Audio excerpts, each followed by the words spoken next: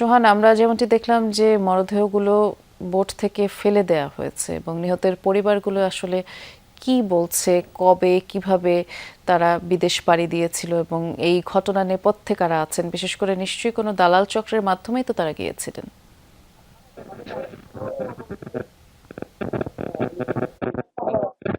বৃষ্টি, আসলে আপনি যেটি বলেছেন একদম ঠিক। দালাল চক্রের মাধ্যমেই এভাবে অবৈধ পথ পাড়ি দিতে হয়। দালাল ছাড়া এভাবে অবৈধ পথ পাড়ি দেওয়া একেবারেই অসম্ভব।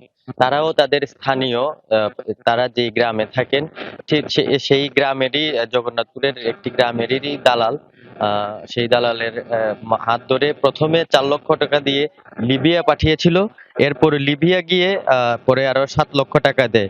টোটাল তাদের 12 লক্ষ টাকার বিনিময়ে এক একজন 12 থেকে 15 লক্ষ টাকা এরকম করে তারা বিদেশে গিয়ে নৌপথে পাড়ি দেয়।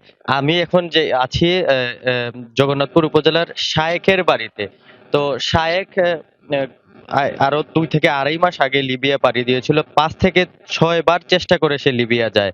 তো শায়েকের বাবা মার আপত্তি ছিল, বাধা ছিল, বিদেশ এভাবে অবৈধভাবে দেবে না, ঝুঁকির মধ্যে দেবে না।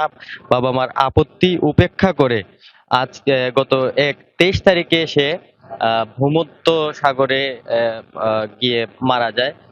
তাদের পরিবার যেটি বলছে যে পানি এবং খাবারের অভাবে তারা সেখানে মারা যায় এবং পরবর্তীতে তাদের মরদেহ সাগরে ফেলে দেয় তাদের সঙ্গীরা।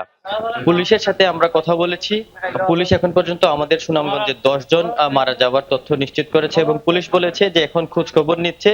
যদি এখানে কারো কোনো গাফলতি থাকে, আইনের কোনো ফাঁকফোকর থাকে, তাহলে যারা দায়ী তাদের বিরুদ্ধে তারা ব্যবস্থা নেবেন।